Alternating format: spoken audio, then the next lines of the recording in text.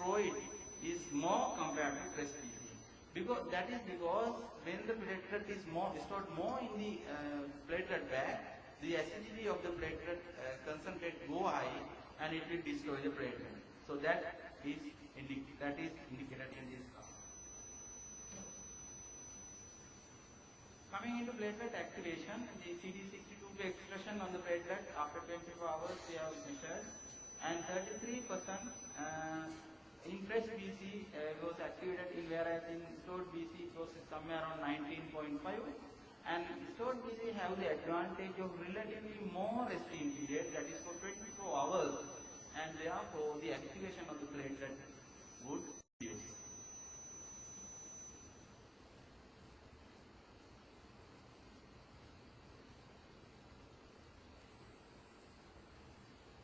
You can see this is the flow cytometric graph, and this is how we have gated the platelet. This is the non-stained platelet.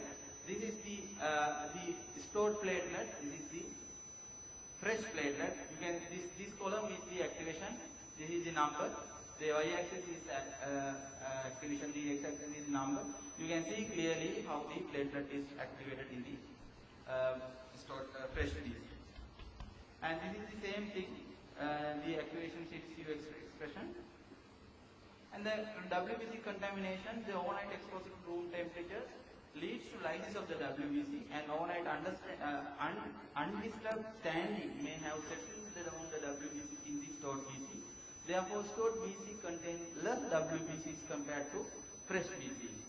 After 5 days of storage, mean WBC loss in fresh BC was 9.35, whereas in stored BC it was 11.1 due to exposure to room temperature for longer period of time. So this is the same thing depicted over here. And the biochemical parameters, we analyze the metabolic parameters of platelets such as glucose, partial pressure of oxygen and carbon dioxide after 24 hours and 5th day of storage. Amount of glucose in the fresh BC was 389, whereas stored BC was 360. Why? Because this is the most of the glucose was consumed by the WBCs and the platelets over there because they are live tissues. This may be due to consumption of the glucose. And stored BC pH has reduced compared to fresh BC due to stored WBCs and platelets have produced lactic acid. So they will reduce the pH and the media will be more acidic compared to fresh BC. And we have sent randomly the microbiological cultures of the both fresh and stored BC, but all found to be sterile. As you know that this platelet result at 24 degrees centigrade, and there is high tendency to culture the bacteria in this product. Coming into conclusion, our study showed that the platelet prepared from the stored Buffy code contain higher platelet count, less WBC contamination, and less platelet activation, and was therefore a better product. Platelet can be prepared from the stored Buffy code during the business hours of the following day is an advantage. This is the biggest operational advantage because as a blood bankers we always like to prepare our product during the daytime. That will give a superior quality product because the supervision is more. But if we let the technician to run the separation at night, the quality of the product will be low.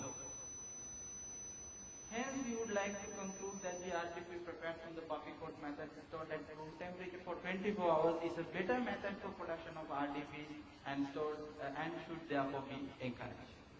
Thank you very much. This is my alma mater. I have done my MD in Armed Forces Medical College, Pune, Maharashtra, India, and this other universities. Thank you, Lieutenant Kumarage.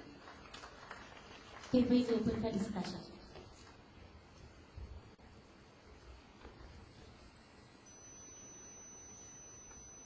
With the lactic acid byproduct, which can have an effect on the patient? I'm not hematologist, that's why I'm asking. No, madam, there's no effect on patient, but definitely that will be affected on the platelet because the platelet will activate at the end of the 5 days because of this acidic environment. Once the platelet activated, its function of the platelet will be lost. So therefore, we always try to reduce this acidic environment by reducing the WBCs. WBCs is the culprit over here because a lot of product is contaminated by WBCs, WBCs will produce lactic acid more compared to the platelets. So that is why we are mainly focused on reducing the WBCs as much as possible. Okay, thank you.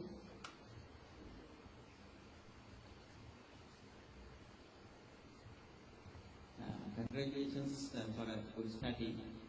But are these differences statistically significant? I'm extremely sorry that I should have mentioned now. Unfortunately, these values are statistically not significant.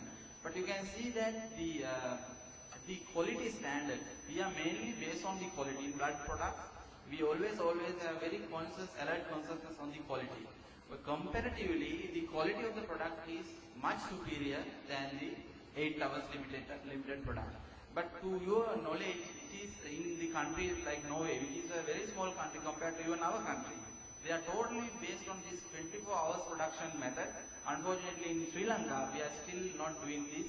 We are still going on the 8 hours limitation, which is going on till maybe somewhere around 12 at midnight. The technicians are producing the platelets. Yes, as you mentioned, not only the statistical significance, we have to consider the clinical significance also. And the next question I wanted to ask was about other studies. You have not mentioned about other literature. Yeah. So you said this. Actually, I did mention about these references which I have quoted. Though I couldn't compare it in the topic in the discussion. In my paper, this was published in one of the Indian journal, and it mentioned over there. So if the 24 hours method is superior, why is it not practiced in Okay, the problem is actually, though we can do all these things technically, these things has to be evaluated by clinicians. I mean, we have to have a proper study going on whether it is the effective when we are transfusing the patient platelet to the patient. So these clinical parameters has to be considered by the clinician. World is practicing this method. Unfortunately, the Southeast Asian countries, we are still in a little dilemma whether we use this or not. This 24 hours limited platelet, but it is very well practiced in countries like, especially the European Union countries.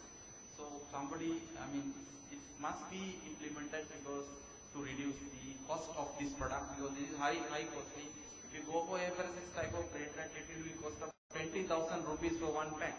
But if you go for RDP, the produce from the Buffy method, it will be somewhere around 2,000, 3,000 per one dose.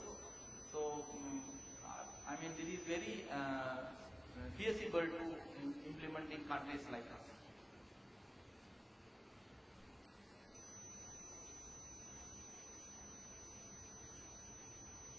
Any more questions from the audience?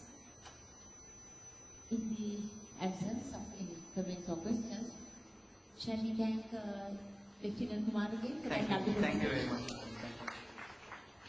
So we have a little time. If anyone has any burning questions, we can still direct them towards the four speakers.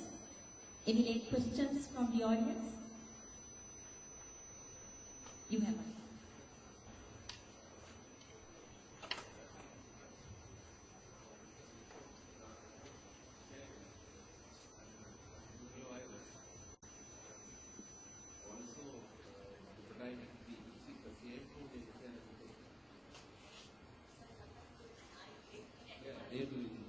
Method he described is a unique if you can adopt it.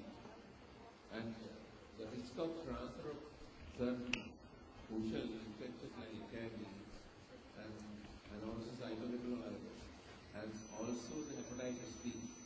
Because it can happen in the platelet transfusion that people have contact. So have you got any information about that? Madam, please repeat the question. His question is the transfer of cytomegalovirus hepatitis B and HIV.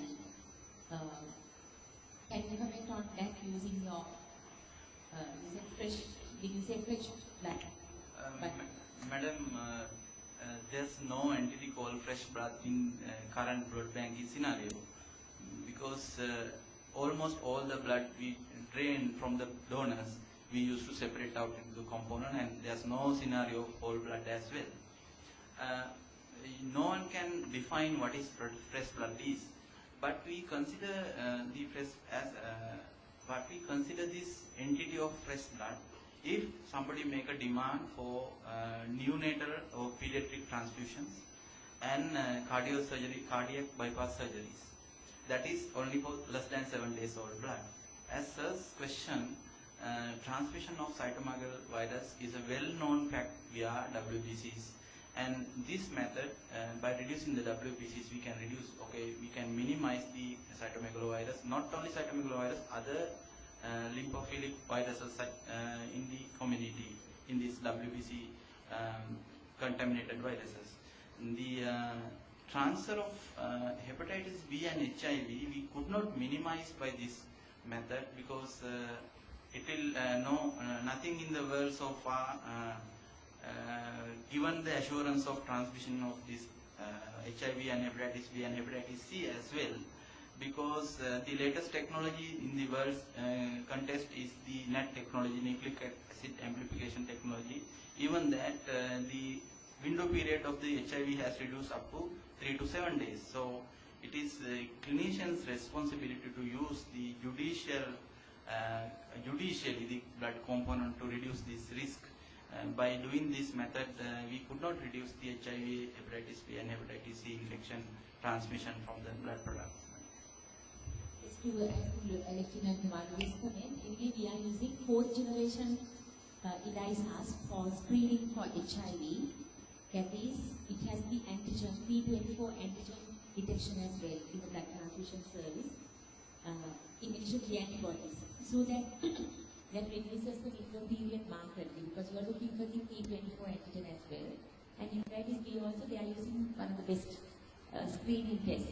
Cytomegalovirus, of course, can be transmitted even in other, as in the case of others. But by reduction of WBCs, I think it reduces the risk further. Madam, not only the 4th generation NBC, National Blood Center, is using NAT technology as well. For HIV? Yes, madam. Okay. That is a nucleic acid amplification test. In the blood transfusion center, No, madam. Blood center in Narayana, they are using the NAT technology as well. So that's right. But that is only at Narayana. Only at Narayana, madam. Most of the time, most of the blood is supplied from, as it is a center, most of the blood is supplied from the NBC, so the coverage is there. Thank you for that additional information. Okay, we are coming to the end of the session. We have had 4 lovely presentations, very good, high quality presentations on laboratory-based sciences from microbiology, pathology and transfusion medicine. And I would like to thank all the speakers for those for sharing their research findings at this session, and it's time to wind up the session. And before that, I would like to thank the audience for the very interactive discussions we had regarding these presentations. Thank you very much. We are actually before time. Thank you for giving me the time as well.